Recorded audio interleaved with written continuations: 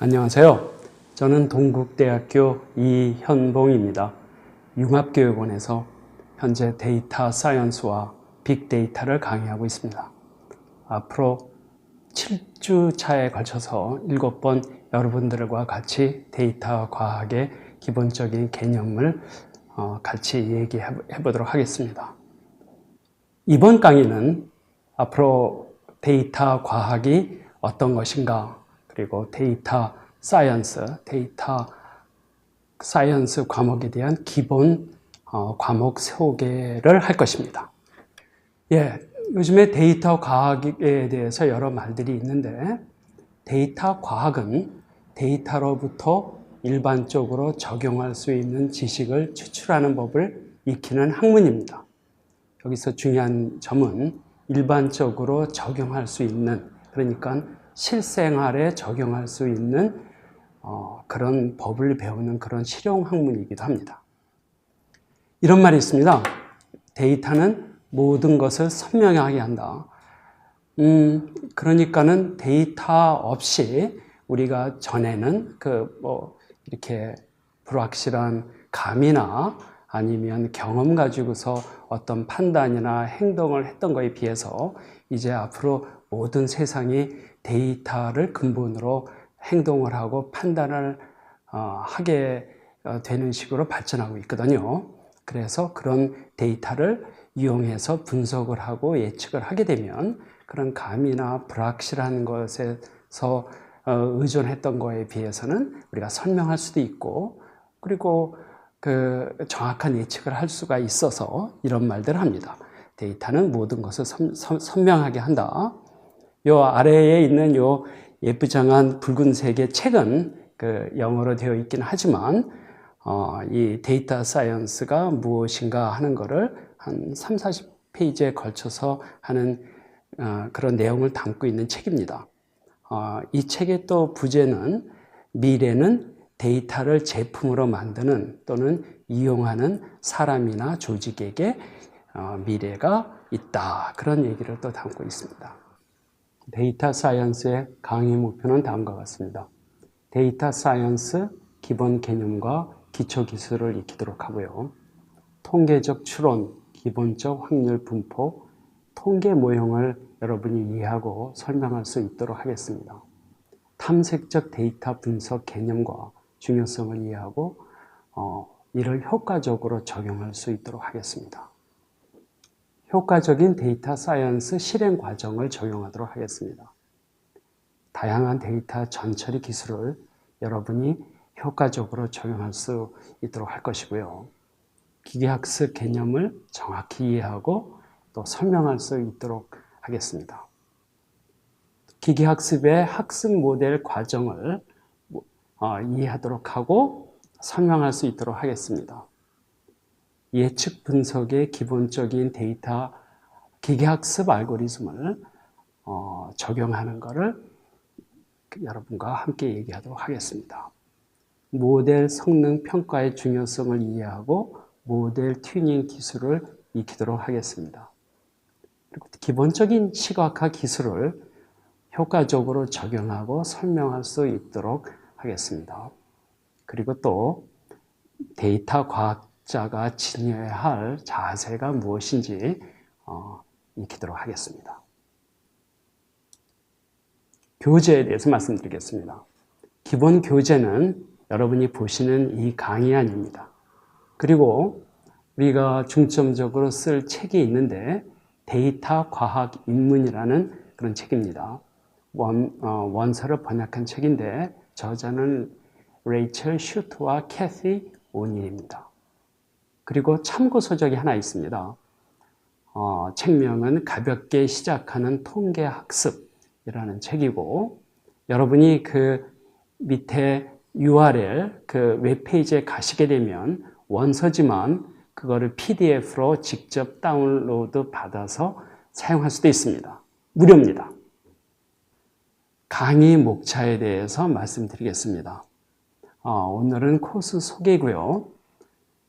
그리고 다음 강의는 데이터 과학이란 것이 무엇인가에 대해서 얘기를 하도록 하겠습니다. 빅데이터와 요즘에 이제 한 몇 년 전부터 빅데이터가 얘기가 많이 나오고 있는데 데이터 사이언스와 관련이 있는 중요한 분야이기도 합니다. 빅데이터와 데이터 과학이 왜 요즘 들어서 열풍인가? 그리고 그런 것이 열풍이 된 이유가 무엇인가? 그리고 현재 상황은 어떤 것인가? 그런 얘기들을 하도록 할 것이고요. 그리고는 데이터 과학자는 누구인가? 그리고 그런 사람들이 하는 일은 무엇인가? 뭐 그런 얘기들을 해보고, 그리고 그런 데이터 과학자가 되기 위해서는 그 사람들은 무슨 기술을 가지고 있어야 되나? 무슨 자질이 있어야 되나? 그리고 또 어떻게 데이터 과학자가 될 수 있나? 그런 것을 주제로 그 다음 강의가 있겠습니다. 그리고 이제 그거 지나서 조금씩 데이터 과학의 주제에 대해서 얘기할 텐데요. 데이터 과학은 또 통계학의 기본적인 개념도 있어야 하기 때문에 통계학에 대한 간단한 얘기로 시작을 하겠습니다. 내용은 통계적 추론에 관한 얘기입니다. 모집단이라는 게 무엇인지, 표본이라는 것이 무엇인지, 통계치, 확률 분포, 표준 오차. 여러분들이 아마 고등학교 때 조금씩 들어봤었던 그런 얘기들일 겁니다. 그런 것을 다시 한번 복습할 겸 얘기를 해보도록 하겠습니다. 그리고 그 다음 강의에서는 통계적 추론에 관해서 얘기를 해보겠습니다. 추론이란 게 뭔지, 거기에 통계적이란 말이 들어가게 되면은 좀 어떻게 그 개념이 이게 달라지는 건지, 뭐 그런 얘기를 해보고, 그리고 또 우리가 우리가 데이터 사이언스에서 말하는 예측이라는 거는 어떤 의미가 있는지, 그런 것에 대해서 얘기를 나눠보도록 하겠습니다.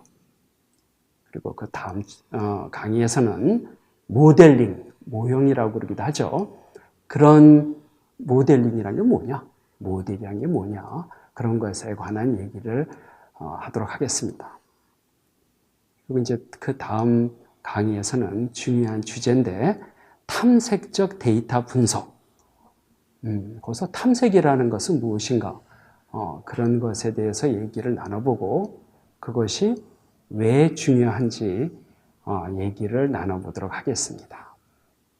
또 탐색적 데이터 분석을 할 때 그때 쓰는 도구들은 뭔지, 어떠한 방식으로 진행을 하는지, 그런 얘기들을 하도록 하겠습니다.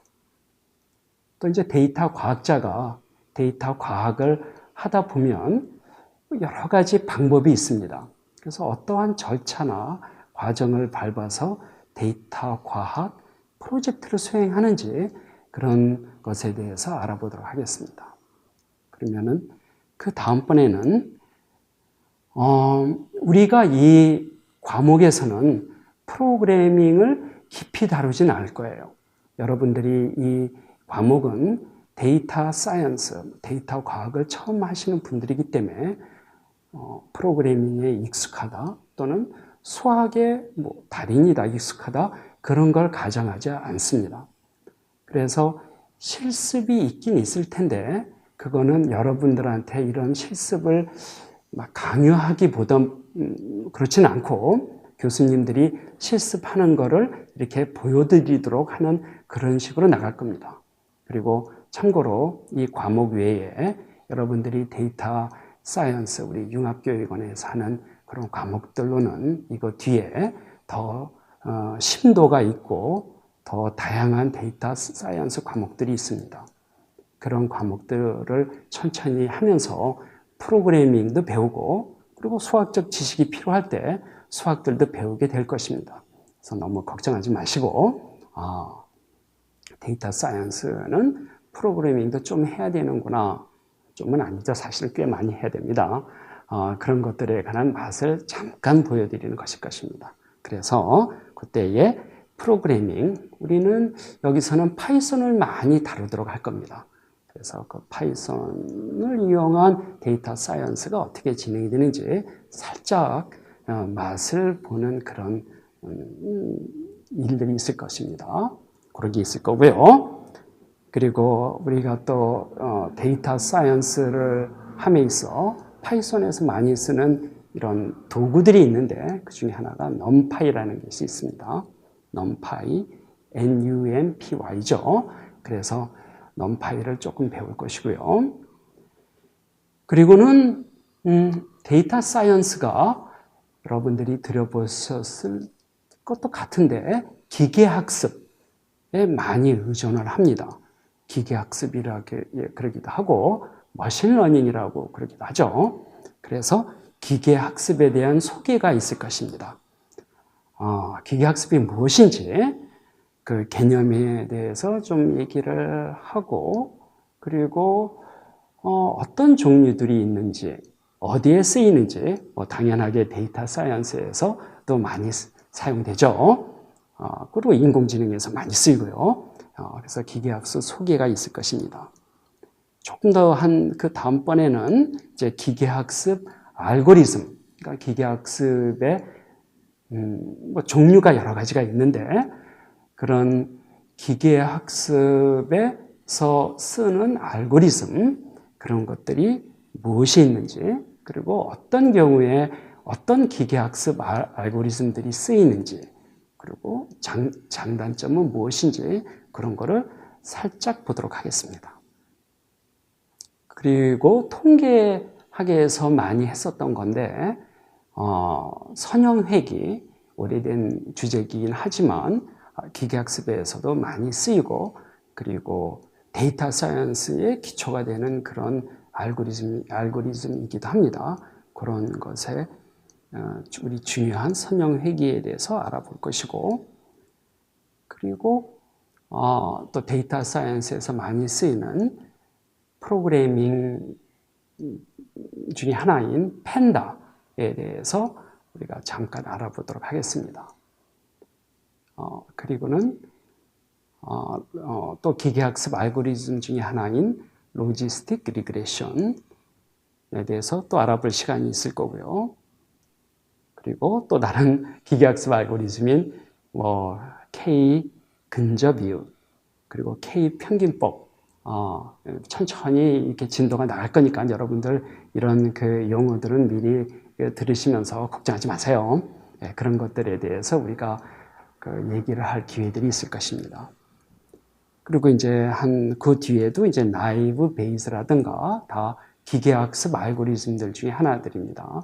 그런 것들에 대해서 얘기가 있을 것이고, 그리고 이제 그 중간에 한두 강의는 성능 평가, 그러니까 우리가 기계학습을 하다 보면은 우리가 이 기계학습을 해서 우리가 조금 아까 얘기했었던 그런 데이터 사이언스 모델을 만들고 우리가 그 모델을 이용해서 어떤 예측이나 추정을 하게 되는 경우들이 많은데 도대체 그 모델들이 제대로 일을 하는 건가 아니면은 정확하게 작동을 하는 것인가 궁금할 때가 많거든요. 그래서 우리 데이터 사이언스에서는 우리가 만드는 그런 모델들이 성능이 어떻게 되는지 중간중간에 평가를 하고 그리고 그 평가의 결과를 보면서 그 모델을 수정하고 그래야 그런 것들을 계속해서 이렇게 순환적으로 하면서 모델이 발전시키거든요.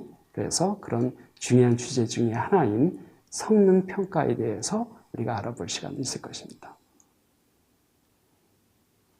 그리고 또 이제 계속해서 또 기계학습 이 모델들 얘기가 계속 나오는데요.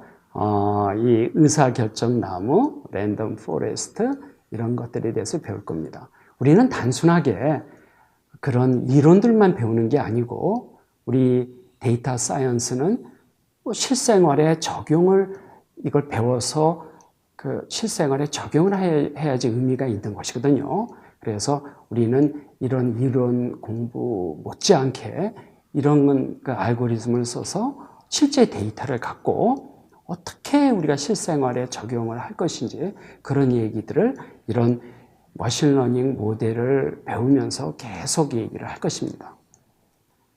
그리고 또 이제 여러분들이 또 많이 접했을 것 같은데 이런 우리가 무슨 웹페이지 가게 되면 추천 엔진이 있죠. 우리가 웹페이지에서 뭐를 막 서칭을 한다던가 우리가 물건을 뭐 산다던가 할 때 보면은 옆에 조그만한 뭐가 반짝반짝 해가지고 이런 상품들이 있는데 한번 써보시면 어떤 거야 하는 뭐 그런 것이 있죠. 그런 것을 데이터 사이언스에서는 추천 엔진이라고 부릅니다.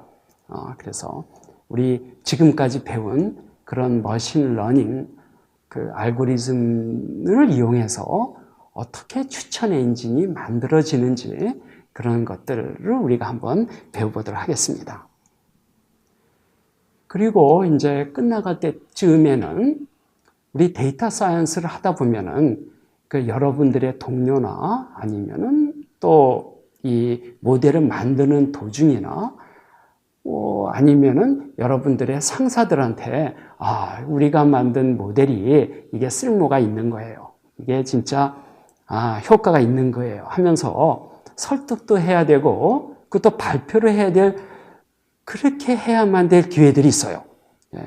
그래서 이제 백문이 불여일견이라고 여러분들이 만든 모델 그리고 이런 성능 그런 것들을 설득을 해야 될 때 그거를 좀 예쁘게 시각화라고 하는데요. 그렇게 하면 좋을 때가 많거든요. 그래서 그런 시각화, 데이터를 시각화하고 모델을 시각화하고 성능을 시각화하는 그런 테크닉들을 배우게 될 것입니다. 우리가 시간이 짧으니까 그걸 깊이 하지 못하고요. 그런 그 간단한 예를 우리가 한번 보도록 하겠습니다. 그리고는 또 조금 또 이 간단한 이 프로그래밍 하는 그 것들을 보고요. 그리고 나서는 이제 우리가 이제 리스크 분석 같은 거, 뭐 그중에 대표적인 것들이 이제 신용도 평가 그런 것들인데요. 리스크 분석 또는 뭐 사기 탐지, 내가 무슨 병에 잘 걸릴까 같이 그래가지고 병에 내가 걸렸을까 안 걸렸을까 그런 질환 탐지 그런 토픽들을 우리 알아보도록 하겠습니다. 그러면 이제 웬만큼 이제 그런 거를 공부하고 나면 이제 마지막으로는 우리가 이 데이터 사이언스 과목에서 배운 것이 뭔지 코스 리뷰를 마지막으로 우리 45번에 걸친 그런 강의를 마치도록 하겠습니다. 이렇게 진행될 겁니다. 저와 같이 데이터 과학 입문을 7번에 걸쳐서 할 건데요. 데이터 과학 입문 그 책에서는 2장에 해당되는 내용입니다. 레이첼 슈트, 케이티 운리셨다고 했죠. 우리 그러면 2장의 내용이 무엇인지 잠깐 우리 먼저 오늘 한번 살펴보도록 하겠습니다. 2장에서 제일 먼저 나온 것이 데이터는 무엇인가 하는 것입니다. 그러니까 데이터 과학이니까요. 데이터를 알아야 되겠죠. 데이터. 우리나라 말은 자료라고 그러기도 하는데 우리 그냥 데이터라고 그렇게 얘기를 하도록 합시다. 데이터는 우리가 여러분이 알다시피 뭐 숫자, 텍스트, 그러니까 글자들이죠. 영상, 뭐 소리, 그러니까 우리가 감각기관이나 뭐 그런 것으로 받는 그런 모든 뭐라고 그러나요? 역시 또 데이터라는 말을 똑같이 쓰는데요. 그런 것들로 되는 그런 사실, 그런 것들을 그냥 우리가 주관적으로 하는 그런 사실들을 우리가 보통 데이터라고 그렇게 얘기를 하죠. 예. 좀 어렵네요. 데이터로 설명한다는 것이. 그런데 이제 데이터는 또 한편에 이런 것도 있어요. 데이터는 누가 그것을 만들었어요. 데이터가 저절로 생겨나지는 않고 어떻게 해서 데이터가 생긴 거예요. 그러니까 데이터는 무엇에 의해서 생성이 된 것이겠죠. 그런 다음에는 데이터는 누가 그것을 수집을 했어요. 그러면은 그 수집은 왜 했을까요? 그걸 가지고 누가 사용하려고요. 무슨 목적이 있고 사용하려고 했기 때문에 수집을 했겠죠. 노력을 들여서요. 그리고 또 저장도 하고 뭐 기타 등등을 해요. 그리고 또 이제 우리가 이제 데이터 분석, 우리가 데이터 사이언스에서 많이 하는 그런 분석도 해요. 그래서 이제 최종적으로는 활용도 하겠죠. 그리고 데이터가 그냥 물론 평생도록 가져갈 수도 있지만 그리고 많은 데이터는 수명이 있어요. 그러니까 쓰다 보게 되면은 그 데이터가 쓸모가 없어지고 데이터가 더 이상 유효하지 않는 그런 시기가 있을 수도 있어요. 그렇기 때문에 그런 폐기되는 그런 일들도 있습니다. 그래서 데이터들은 이런 어떤 라이프 사이클, 생성돼서 어느 순간에는 수명이 다해서 폐기되는 그런 데이터들도 많이 있습니다. 그래서 여러분들이 이렇게 그림에서 이렇게 아래에 있듯이 아래는 이제 인터넷상에서 오고 가는 그런 모든 그런 우리가 이진수에 따르는 그런 바이너리 데이터, 그리고 이런 텍스트, 영상, 청각 이런 것들 우리가 다 그냥 묶어서 데이터 그렇게 얘기를 합니다. 이제 확실히 이제 데이터라는 것이 뭐지? 이렇게 감을 잡아주시면 되겠습니다. 그러면은 우리 데이터 사이언스, 데이터 과학이라고 하는데 거기 들어가는 그 기술 요소가 뭔가 한번 또 얘기를 해보겠습니다. 데이터 조금 있으면 우리가 또 얘기를 하겠지만 데이터 과학이라는 그런 용어로 쓰인 지가 그렇게 오래되지 않았어요. 한 10년 정도쯤 됐습니다. 그러면은 데이터 과학이 뭐냐? 이렇게 정의는 좀 이따 얘기를 해보고 왜 데이터 과학이라는 그런 분야가 생겨났느냐 해보게 되면 한번 우리가 생각해 봅시다. 근래 여러 분야예요. 다양하고 복잡한 큰 데이터, 요즘에 우리가 빅데이터라고 하는데 빅데이터가 출현하게 되었어요. 그래서 이런 많은 큰 데이터를 수집하고 처리해야 되고 분석해야 되는 필요성이 생겼습니다. 그래서 이렇게 생각할 수 있어요. 데이터 과학은 빅데이터 시대에 데이터 수집, 가공, 분석, 그리고 해석을 통해서 유용한 지식이나 솔루션들을 우리가 구해서 이를 이제 실제 생활에 적용하는 그런 기술 및 방법이다. 그렇게 우리가 생각해도 되겠습니다. 데이터 사이언스는 요즘 나온 학문 분야다가 보니까 이런 융합 분야예요. 그래서 데이터 사이언스의 그 소재 기술이 뭘까 이렇게 보다 보면은 한 축에는 우리가 전산학이라고 하는 그런 전산학 또는 컴퓨터 공학적인 이런 분야가 있고요. 이쪽에 왼쪽에 둥그런 데 보면 있고요. 그리고 이제 또 한쪽에는 수학이며 통계학 큰 축이 하나가 있습니다. 그리고는 데이터 사이언스는 실제 적용 분야들이 굉장히 다양하거든요. 그래서 그 아래쪽에 약간 붉은 그런 이 분야, 우리는 그거를 실제 적용 분야라고 해서 우리가 영어로 쓰게 되면 도메인이라고 불러요. 그래서 도메인 지식 또는 어떻게 생각하면은 전문 분야예요. 그래서 데이터 사이언스를 하려다가 보면 이런 데이터 사이언스가 적용돼야 되는 그런 분야에 대한 지식도 알아야 돼요. 좀 약간 좀 난감할 때도 있습니다. 우리가 어떤 분야를 해야 되는데 그 전문 분야를 모를 수가 있거든요. 그럴 때는 어떻게 돼서 배워야 되죠. 그래서 그런 전문 분야, 그래서 도메인 지식, 그리고 컴퓨터 공학 또는 전산학 분야, 그리고 수학 분야에 관한 그런 학문 분야들이 모여서 이렇게 데이터 사이언스라고 하는 분야가 생겨났다. 그런 융합 분야이기도 합니다.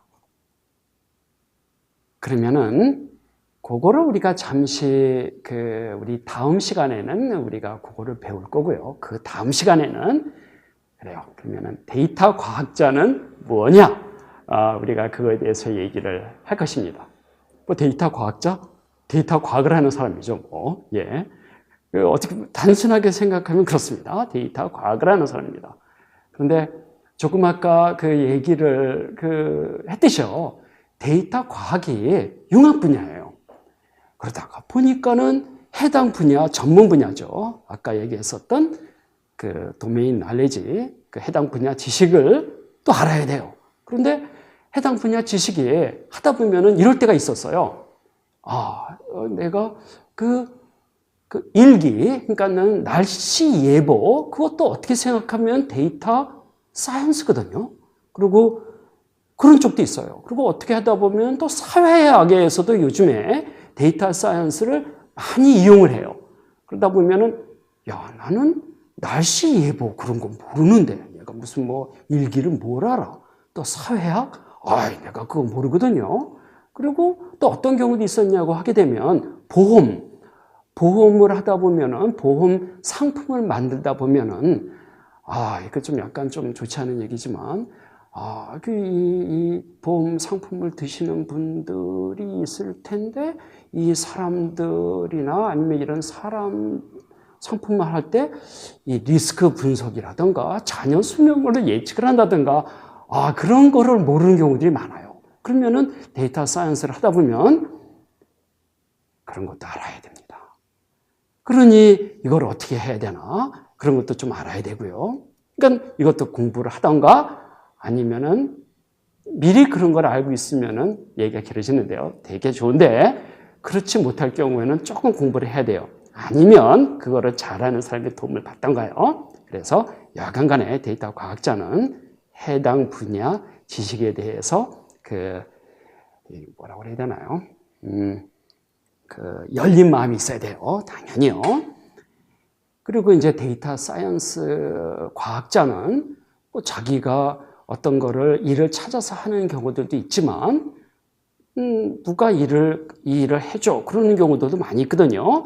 그렇기 때문에 그런 일을 맡긴 사람이 있으면 그와 얘기를 잘 해야 됩니다. 그렇기 때문에 좀 사람과의 소통이 많이 필요하죠. 그와 잘 얘기해서 그 일을 맡긴 사람이 도대체 요구하는 게 뭔지, 내가 뭘 해야 되는 건지, 이 사람의 진짜 요구하는 건 뭔지, 그런 거를 잘 파악하고 그렇게 해야만 되고, 소통 능력이겠죠.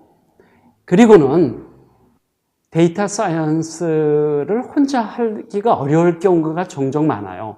그러다 보면 팀으로서 이루어져서 하는데, 역시 또 우리가 해야 되는 범위가 또 되게 클 수도 있거든요. 그래서 우리 팀이 할 수 있는 게 뭔가, 그러니까는 다 우리 팀의 능력, 자원, 또 그리고 우리가 이런 일을 하게 되면 대가가 얼마가 있지? 뭐 그런 것까지 파악을 해서 아주 솔직하게 우리의 능력을 알아야 되고, 그래야지 데이터 사이언스 프로젝트가 끝이 납니다.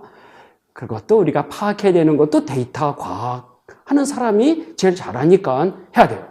해야 되고, 그런 다음에 이제는 데이터 사이언스니까 데이터를 수집해야 되죠. 예. 그런데 데이터가 도대체 무엇을 수집해야 되는지 그걸 모를 경우도 많아요. 그 데이터가 필요한데 데이터가 없을 경우도 있고, 참 난감한 문제가 있을 때가 많습니다. 그것도 여하간간에 데이터를 수집해야 되고, 어떻게 수집해야 되는지, 어디서 데이터가 나와야 되는지, 그런 것부터 시작을 해야 돼요. 하고, 그러고는 이제 본격적으로 우리가 이제 이 데이터 사이언스 입문에서 배우는 그런 데이터 특성을 파악해, 뭐 내용이 없으면은 또 구할 방법을 찾아야 되고, 수소문해야 되고, 그런 일들도 해야 됩니다. 해야 되고, 뭐 없으면은 방법 찾아야 되고, 여러 번 얘기하는데요. 그런 걸 하셔야 되고, 그리고 이제 여러 가지 이제 우리가 이제 앞으로 한 학기 동안 배울 그런 기술과, 그리고 중간에 온갖 무슨 온갖 이상한 일이 아니죠. 무슨 장애물 그런 거 극복하면서 만들어서, 그런 다음에는 이제 데이터 사이언스가 최종적으로는 현장에 적용을 시켜야 돼요. 우리가 만들고 나서 현업에 있는 사람들이나 누구한테 너 이거 잘해봐, 그런 일 안 생기거든요. 그래서 우리가 만든 데이터 사이언스 모델 또는 산출물이라고 그러죠. 그런 거를 현장에 적용을 하셔야 되고, 그런다면 제대로 돌아가는지 안 돌아가는 것까지는 데이터 사이언스 하는 여러분들이 하셔야 돼요. 그래서 적용하는 것까지 보고, 그런 다음에는 또 데이터 사이언스 이 산출물이죠. 그런 거는 한 번 만들어 놨다고 빠이빠이 하기가 굉장히 어렵습니다. 왜냐하면 데이터가 바뀌거든요. 그리고 데이터 사이언스 이 모델들, 상품들은 계속해서 데이터가 수명이 있듯이 데이터도 계속 새로운 게 나오니까 그 모델 또는 그 산출물이 계속 업데이트가 돼야 돼요. 그렇게 되니까 유지 관리가 굉장히 중요합니다. 그래서 어떤 경우에는 유지 관리 방안까지도 마련하고 당연히 여러분들은 이 데이터 사이언스 그 상품을 만들 때 또는 서비스를 만들 때 그런 것까지 생각을 하셔야 돼요. 참 하는 일이 어떻게 보면 뭐 굉장히 많아요. 그래서 데이터 사이언스티스트가 골치가 아프기도 하고 어떻게 보면은 또 스릴 있는 분야기도 합니다. 그래서 저는 어떻게 생각하면요, 이런 생각이 들 때도 있어요. 데이터 사이언스를 한마디로 이렇게 생각할 수 있어요. 데이터를 중심으로 이런 스토리, 그러니까는 스토리를 자기 자신도 재미있고 만족해야 되고, 그리고 데이터 그 사이언스 상품이 이렇게 만들어가는 그런 스토리를 데이터 중심으로 만들어 나가는 사람인 것 같아요. 좀 약간 좀 우리무중인 그런 느낌도 있지만 여러분들하고 같이 한 학기 동안 하시면서 조금씩 이런 그 느낌을 한번 가져볼 수 있는 기회가 됐으면 좋겠습니다. 우리가 아까 데이터 사이언스는 데이터부터 있어야 된다고 그랬죠. 그래서 우리가 기억나시는지 모르겠지만 데이터가 있어야 되기 때문에 데이터를 그러면 생성하는 뭐가 있어야 돼요. 그래서 우리는 이거를 조금 더 이렇게 멋있게 뭐라고 하게 되면 데이터가 생성되는 그런 것들을 데이터 생성 과정 그렇게 얘기를 합니다. 데이터 제너레이팅 프로세스 그래요. 이 말이 무슨 말이냐? 한번 예를 들어서 한번 생각을 해볼게요. 우리가 지하철을 타던가 차로 출퇴근하던가 그런 행동 자체, 우리가 그러니까는 지하철을 타던가 우리가 그런 뭐를 타고 갔을 때 우리나라의 곳곳에 폐쇄회로 텔레비가 있다면은 그런 거를 찍는 것들도 있을 거고, 그리고 티켓을 이렇게 딱 밟으면서 했었을 때 뭐가 있을 것이고, 기타 등등. 그런 데서 이 데이터를 우리들을 관측하는 센서들이 있으면은 거기서도 데이터가 생성이 될 것이고, 가령 예를 들어서 또 만약에 어떤 혈액이 우리 신체를 타고 지금도 계속 돌고 있죠. 피가 돌고 있어요. 그냥 물론 우리가 그런 거를 그러면 혈액이 어떻게 데이터를 생성하느냐 여러분이 그러실 거예요. 그런데 만약에 그것을 관측하는 어떤 센서가 있다고 쳐보세요. 그러면은 그 혈액이 도는 순환 과정이요. 그 자체가 데이터 생성 과정이 되는 거예요. 그럼 데이터 생성 과정이 뭐겠어요? 우리가 이 세상에 돌아가는 모든 현상, 모든 살아서 움직이는 거나 그렇지 않은 것들도 관측을 하는 뭐가 있으면은 그거 자체가 데이터 생성 과정이 되는 것입니다. 우리가 가족이나 대화를 나눌 때 우리는 사실은 내가 이렇게 얘기를 하는 것 자체가 데이터 생성 과정이에요. 그 왜냐고 하게 되면 지금 여러분이 보고 계시는 이 영상을 녹화하고 있잖아요. 완전한 데이터죠. 그런데 그것을 녹화하는 뭐가 없었더라면은 내가 데이터는 생성 과정이긴 하지만은 그게 수집은 안 됐었겠죠. 그러니까 이 세상의 모든 거는 데이터 생성 과정입니다. 다만 그것을 누가 수집을 했고 관찰을 했느냐 그 문제예요. 이메일도 그렇고 여러분이 SNS에서 활동하는 그런 거. 그러니까 이런 일상의 모든 활동들 그리고 자연 현상들, 별이 뭐가 비치고 뭐가 하고 우주가 어떻게 되고 하는 것들도 우리가 그걸 관측을 하니까 그것들도 다 데이터 생성 과정이고, 그리고 공장에 있는 모든 기기들, 그런 것들도 다 우리가 이제는 관찰을 하고 관측을 하고 수집을 하니까 그것도 데이터 생성 과정이고, 이런 것들이 전부가 다 데이터 생성 과정이라고 그렇게 얘기를 합니다. 단순하게 말하면 이렇게 생각할 수 있어요.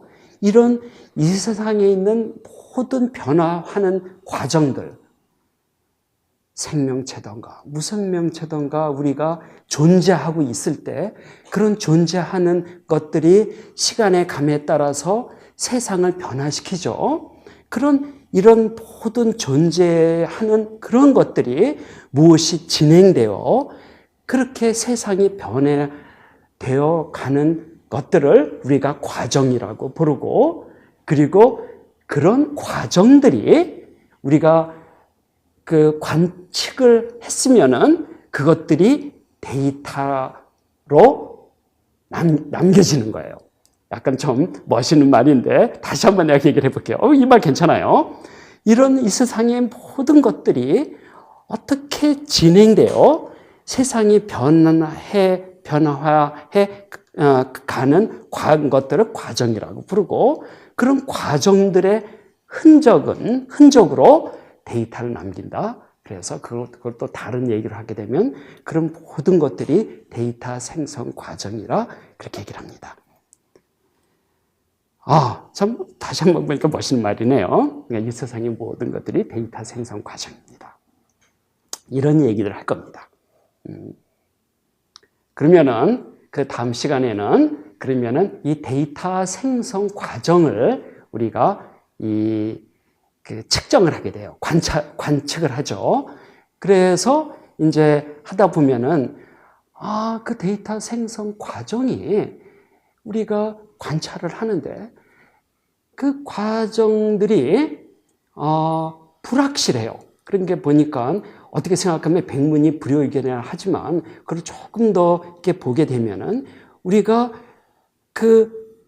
봐서 이렇게 관찰한 것들도 완벽하게 믿지는 못해요. 왜냐하면 우리가 전부 다가 어떤 사람 눈도 그렇게 엄밀하게 말하자면은 100% 믿을 수 있는 게 아니거든요. 이런 모든 관찰을 하는 센서들이죠. 관측기들도 엄밀하게 말하게 되면은 불확실한 것들이에요. 그러니까 이 세상의 모든 관찰은 불확실한 거예요. 그러다가 보면 우리가 조금 더 엄밀하게 얘기하게 되면요, 그런 관찰하는 과정들을 우리가 어떻게 믿을 수가 있을까? 그러다가 보면은 그런 관찰 과정들을 데이터화 시켰을 때 확률과 그런 사건들, 관찰하는 대상들이 사건이라고 생각할 수 있잖아요. 현상들이니까. 그래서 이 현상이 내가 지금 본 게 진짜 맞는 것인가? 그런 의심이 갈 때도 있고 막 그래요. 그래서 그런 것들을 우리가 확률적인 개념으로서 얘기를 많이들 합니다. 실제로 그렇게 얘기해요. 그래서 우리가 확률과 사건 이런 얘기들을 우리가 하게끔 돼요. 그래서 그 다음 시간에는 사건, 확률, 우리가 관찰한 거는 진짜 믿을 수 있는 것인가, 그것의 불확실성, 그런 거를 얘기를 하게 되고, 그런 것도 조금씩 얘기를 하면서 확률 분포, 그런 얘기들을 우리가 할 겁니다. 깊이 들어가면은 이런 주제들이 굉장히 좀 끝이 없어요. 그래서 우리가 이 과목은 너무 깊이 들어가는 과목이 아니니까 우리가 이 뒤에 그 주제들을 얘기할 때 여러분이 너무 어렵지 않을 정도로 그냥 재미있게 살짝 그렇게 얘기를 하도록 하겠습니다. 그리고 이 데이터 사이언스에서 또 다루는 주제 중에 또 기초 개념 중에 하나가 통계적 모델이라고 하는 그런 개념들이 있어요. 그래서 통계적 모델에 관한 얘기를 할 겁니다. 우리가 모델, 그러면 뭘까요? 우리가 알다시피 많은 경우에 모델 그러면은 그냥 물론 쇼핑, 인터넷 쇼핑몰이나 어떤 데에서 아름다운 분들이 이렇게 옷 입고 하시는 그런 모델들도 있지만, 우리가 말하는 통계적 모델, 그런 거는 좀 특별한 의미가 있어요. 그래서 그런 통계적 모델이 무엇인가 이 얘기를 해보고 그리고 이제 그 얘기를 하면서 우리가 이제 모집단 그리고 표본 그리고 통계적 추론이 무슨 말인가 그리고 이제 그런 것들을 조금 그 전 시간에 배운 뭐 통계적 통계 그리고 확률 분포 데이터 생성 과정 그런 개념들을 이용해서 얘기를 하도록 하겠습니다. 탐색적 데이터 분석. 탐색적 데이터 분석은 우리가 존재한다고 믿는 것들은 물론이고 존재하지 않는다고 믿는 것들을 발견하려는 태도, 유연성, 그리고 자발성이다. 마음가짐이죠. 이런 그 말을 하신 분이 있어요. 존 튜케라는 분이 있는데 엄밀하게 생각하게 되면 이 탐색적 데이터 분석은 어떤 분들은 그 데이터 사이언스에서 다루지 않으시는 분들도 있는데 저는 매우 중요하다고 생각합니다. 그 존 튜키라는 분은 그 여러분이 보시는 그 슬라이드에 그 왼쪽 아래에 마음씨 좋게 생긴 그런 아저씨입니다. 미국의 수학자이고 그분이 많이 강조하신 분이에요. 저는 개인적으로 데이터 사이언스 또는 빅데이터 분석에 한 뭐라고 그럴까요? 한 30-40%는 그 탐색적 데이터 분석을 해야 되지 않나? 거기에 시간을 할애해야 되지 않나? 그렇게 저는 생각합니다. 그래서 우리가 이 과목에서는 이거를 그렇게 많이 다루지는 않지만 여러분이 다음 기회에 그리고 다른 과목을 이 과목이 우리가 개설될지 모르지만 이게 매우 중요한 그런 데이터 사이언스의 한 방법론 또는 마음가짐 기술이다 하는 것이라는 것을 말씀드리고 싶습니다.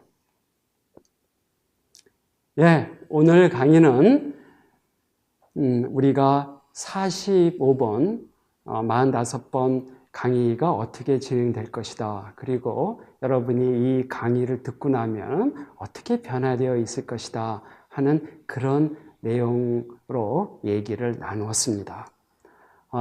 이렇게 여러분들을 만나게 되어서 매우 반갑습니다. 그리고 저도 여러분들하고 이런 얘기를 하게 된 것이 굉장히 큰 기회라고 생각하고 그리고 가능하면은 어떻게 이 얘기를 재미있게 끌어나갈 수가 있을 것일까? 오늘 첫 수업은 약간 좀 버벅거렸지만 다음번 수업에는 조금 더 좀 세련되게 그렇게 할 것이라고 저도 기대를 합니다. 다시 한번 여러분들을 만나게 돼서 반가웠습니다. 고맙습니다.